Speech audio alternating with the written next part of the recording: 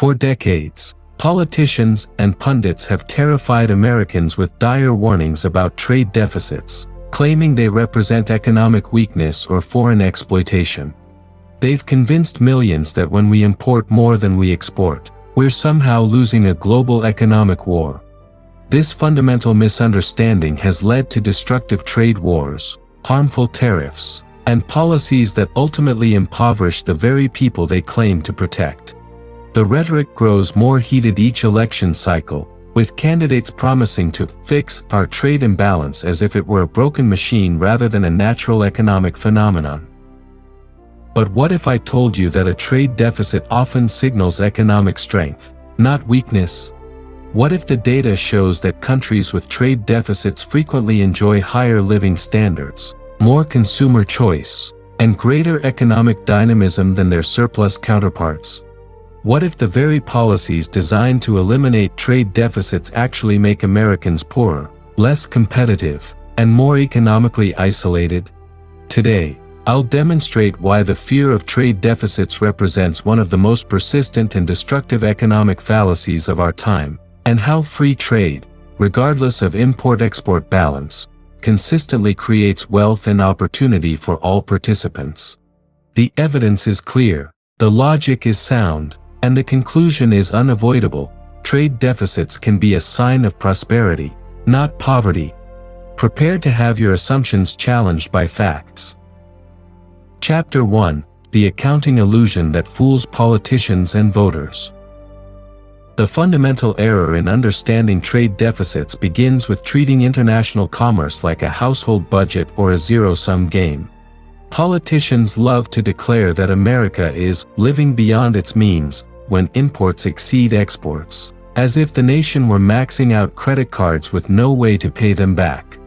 This analogy reveals a profound misunderstanding of how international finance actually works and demonstrates the dangerous consequences of applying personal finance logic to macroeconomic phenomena.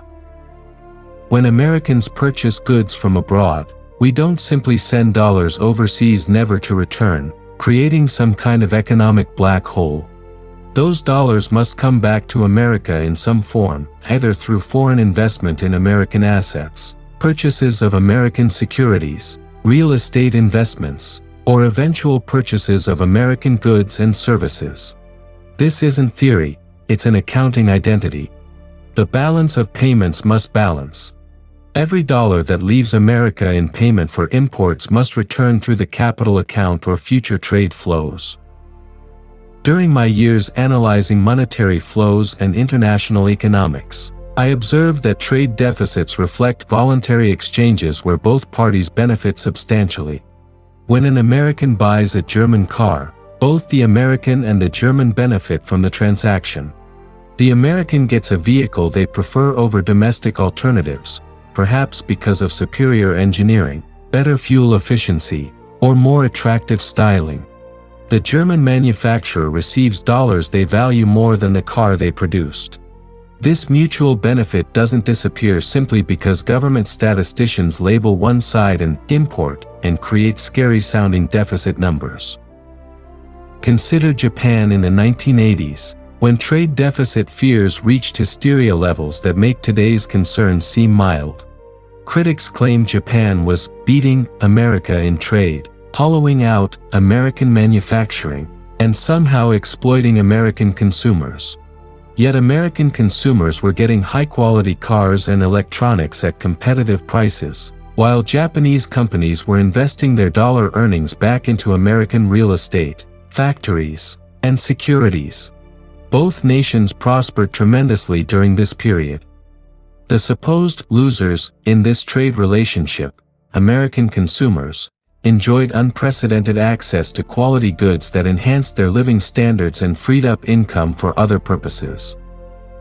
The accounting identity that terrifies politicians, imports minus exports, tells us nothing meaningful about economic welfare, competitiveness, or national strength. A trade deficit simply means foreign producers are so efficient and innovative that American consumers prefer their products, While foreign investors are so confident in America's economic future that they're willing to invest their trade earnings in American assets rather than their own domestic opportunities. When viewed correctly, trade deficits often signal economic strength, innovation, and attractiveness to global capital. Chapter 2: Why Rich Countries Run Deficits and Poor Countries Run Surpluses. The empirical evidence demolishes the myth that trade deficits indicate economic weakness with the force of a sledgehammer hitting glass. Throughout modern economic history, the wealthiest, most dynamic economies have typically run trade deficits, while poorer, slower-growing economies have run surpluses. This pattern isn't coincidental or temporary. It reflects fundamental economic realities about capital flows, consumer demand, investment opportunities, and the global allocation of resources. Rich countries attract investment capital from around the world because they offer superior investment opportunities, stronger property rights, more stable economic institutions, and better prospects for profitable returns. When foreign investors put money into American stocks, bonds, real estate, or businesses, they need dollars to do so. This capital inflow creates sustained demand for dollars and enables Americans to purchase more imports than they export. The trade deficit becomes the natural counterpart to capital account surplus. America attracts investment precisely because it's an attractive, profitable, and secure place to invest. Conversely, poor countries often run trade surpluses not because they're economically superior or more competitive, but because they lack attractive domestic investment opportunities. Their citizens save money and invest it abroad, often in rich countries like America, because domestic opportunities are limited by weak institutions, poor infrastructure, inadequate property rights, or political instability. These countries export more than they import because their own citizens prefer to invest their savings in foreign assets rather than domestic projects. China's massive trade surpluses during its rapid growth phase perfectly illustrate this dynamic. Chinese savers were essentially lending money to American consumers to buy Chinese goods, while simultaneously investing their savings in American assets because they offered better returns and security than domestic alternatives. This arrangement benefited both countries. Americans got inexpensive consumer goods while Chinese savers got access to superior investment opportunities. The historical data confirms this pattern with remarkable consistency across different time periods and countries. Britain ran trade deficits during much of the 19th century when it was the world's dominant economy, attracting capital from around the globe for railroad investments, industrial expansion, and colonial development. America ran deficits during its periods of strongest growth and innovation, the railroad era, the industrial expansion of the early 20th century, and the technology boom of recent decades.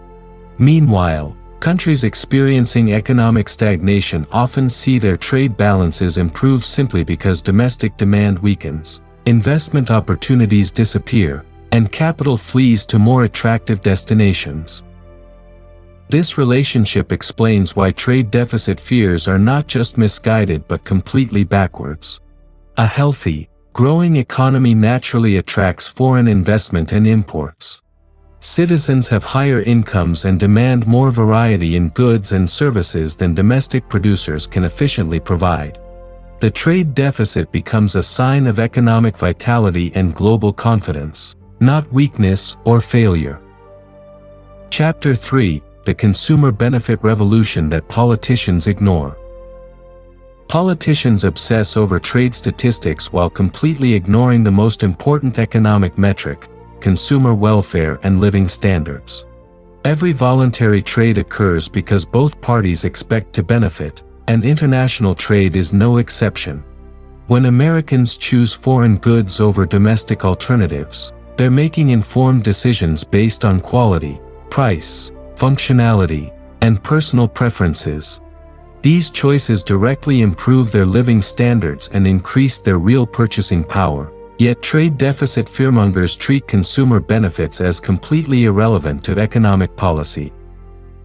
Consider the remarkable transformation of American retail over the past 50 years, driven largely by international trade and global supply chains.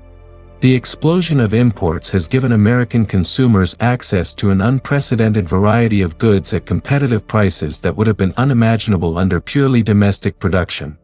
From electronics to clothing to automobiles to home goods, international competition has driven innovation, improved quality, reduced costs, and expanded choices in ways that benefit every American family.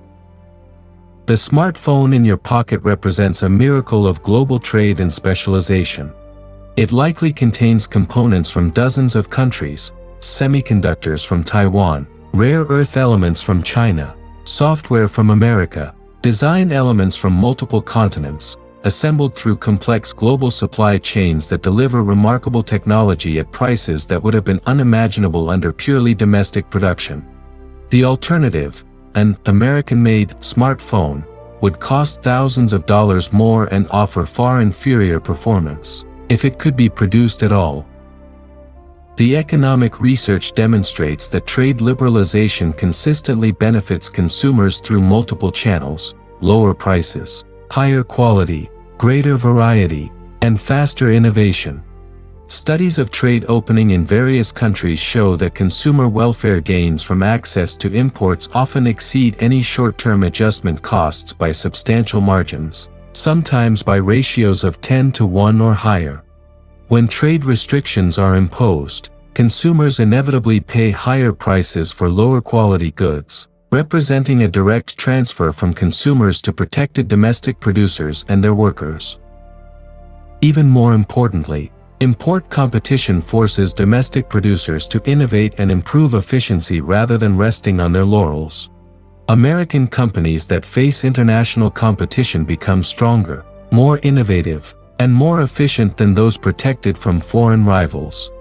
Those that receive protection from competition typically become complacent, inefficient, and ultimately less competitive in global markets. The steel industry provides a perfect example.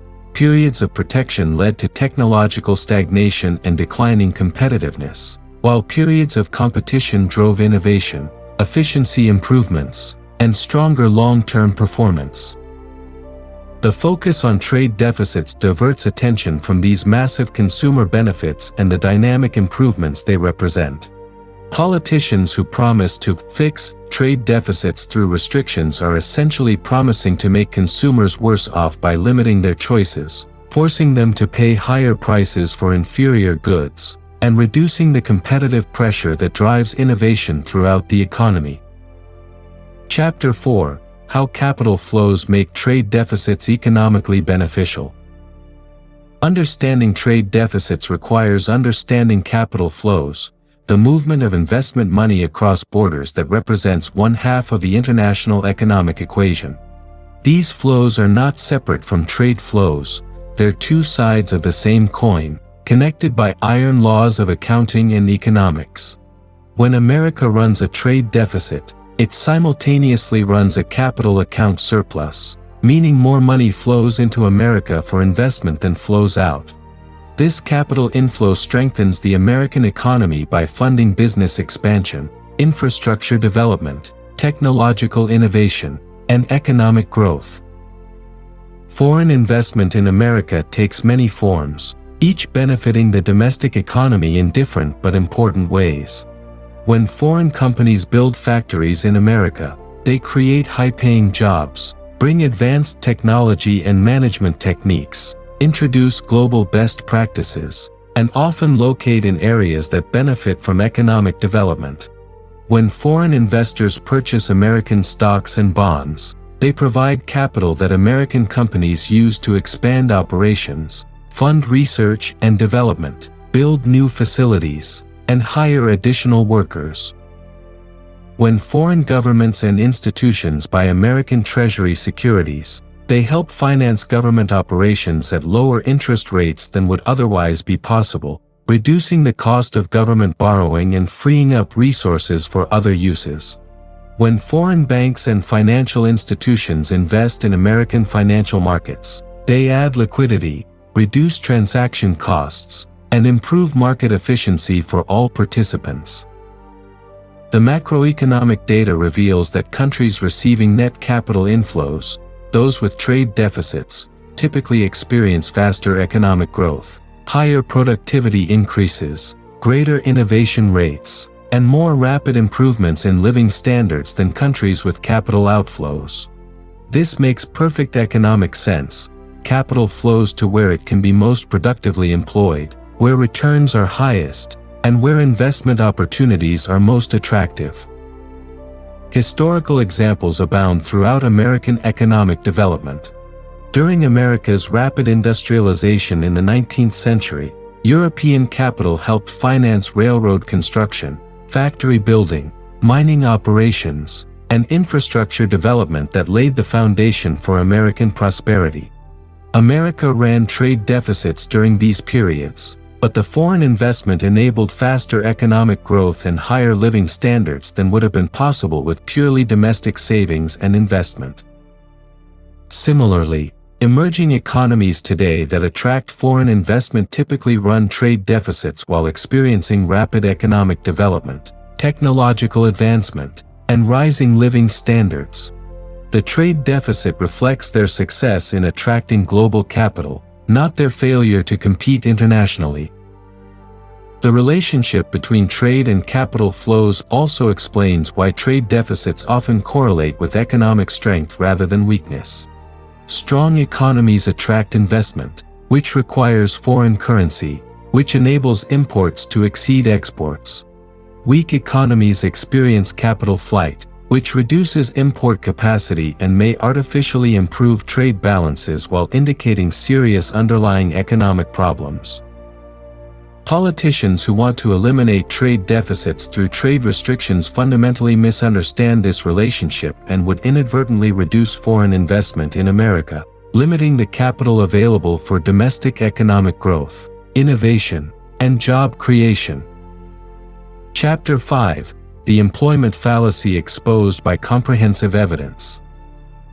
The most emotionally charged argument against trade deficits claims they destroy American jobs, hollow out manufacturing, and leave American workers unemployed or underemployed.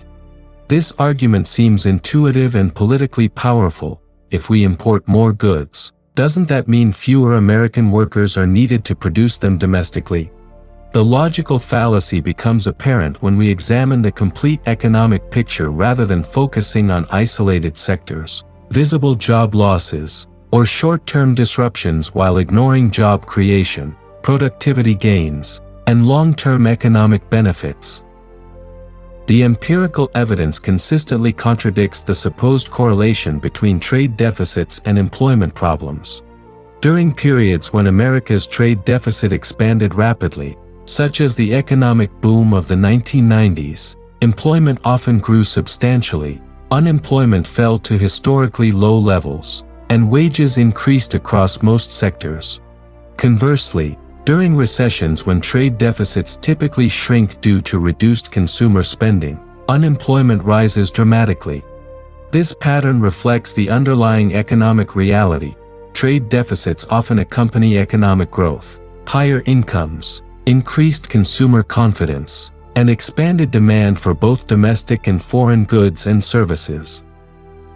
The jobs argument also commits what economists call the broken window fallacy, focusing exclusively on visible job losses in import-competing industries while ignoring job creation elsewhere in the economy. When Americans buy imported goods, they save money compared to higher-priced domestic alternatives, and they spend those savings on other goods and services, creating jobs in restaurants, entertainment, healthcare, education, technology, and countless other sectors. When foreign companies invest their dollar earnings in American assets, they create jobs in construction, finance, technology, and investment-dependent industries.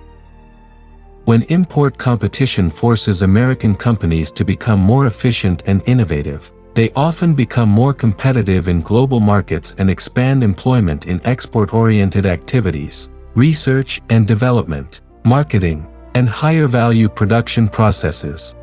The net effect on employment depends on the overall economic environment, not just the trade balance. Consider the remarkable transformation of the computer and technology industries over the past several decades.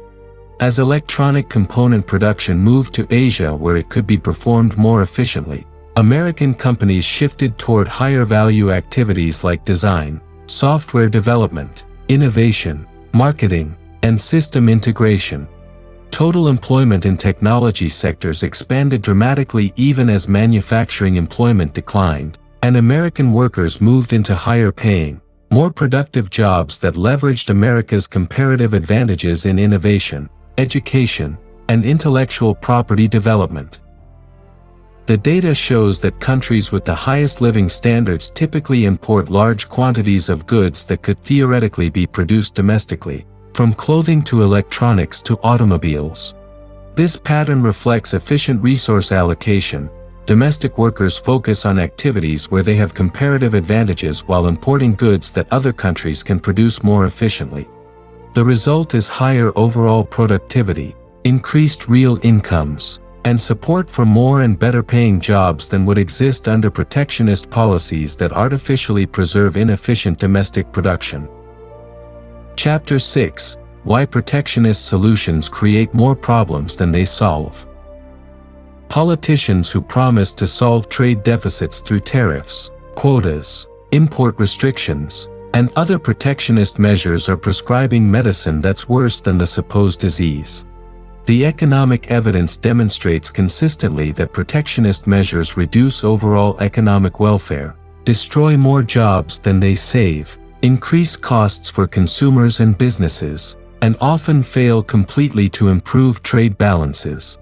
These policies represent classic examples of concentrated benefits and dispersed costs, visible gains for protected industries alongside hidden but larger losses spread across the entire economy. Tariffs function essentially as taxes on consumers, raising prices for imported goods and enabling domestic producers to charge higher prices for substitute products without improving quality or efficiency. The arithmetic is straightforward and undeniable. If tariffs reduce imports by making them more expensive, they simultaneously reduce American consumers' purchasing power and living standards. The protected domestic industries benefit from higher prices and reduced competition, but consumers pay more than the producers gain, creating net economic losses that reduce overall prosperity. The historical record provides abundant evidence of protectionism's failures and unintended consequences.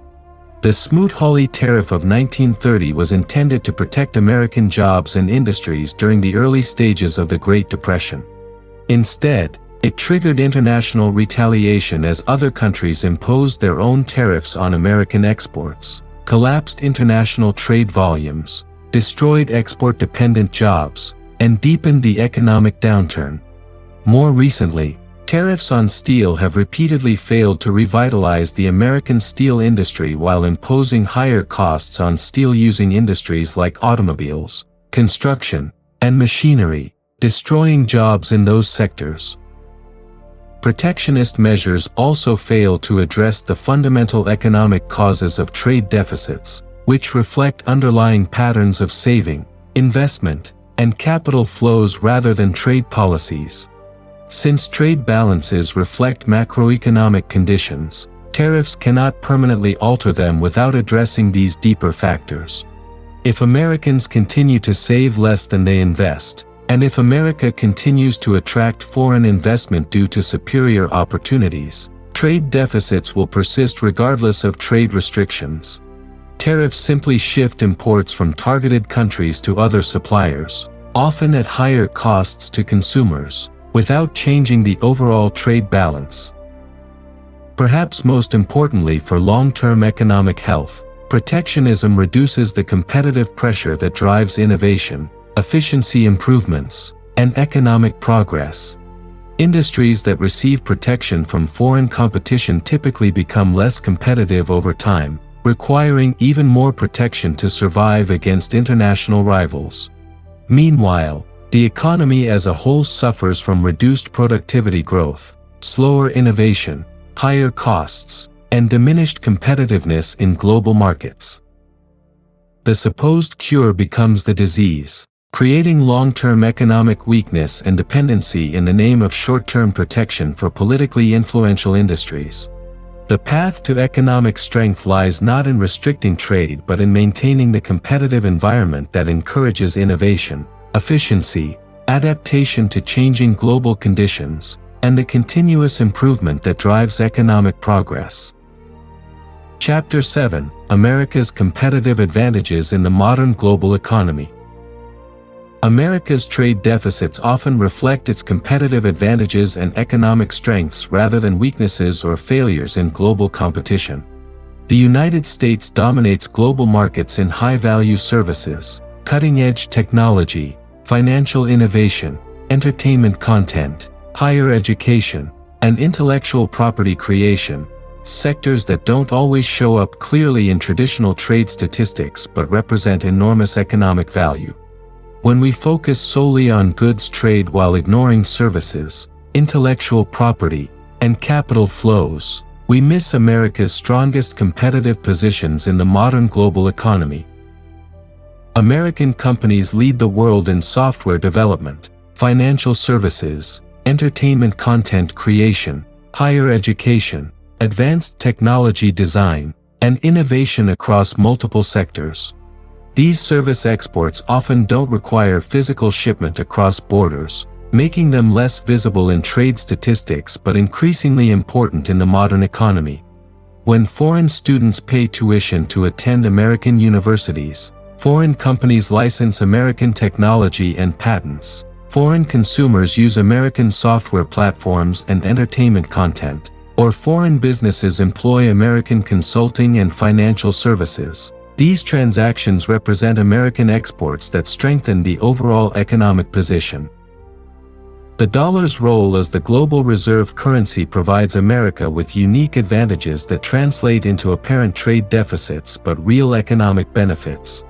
Foreign central banks and financial institutions need dollar reserves to participate in international commerce, conduct transactions, and maintain monetary stability. This creates sustained global demand for dollar-denominated assets, allowing America to attract foreign investment on more favorable terms than other countries and enabling American consumers to purchase imports with currency that the rest of the world needs and values. America's sophisticated financial markets also provide crucial services to the global economy that generate substantial economic returns.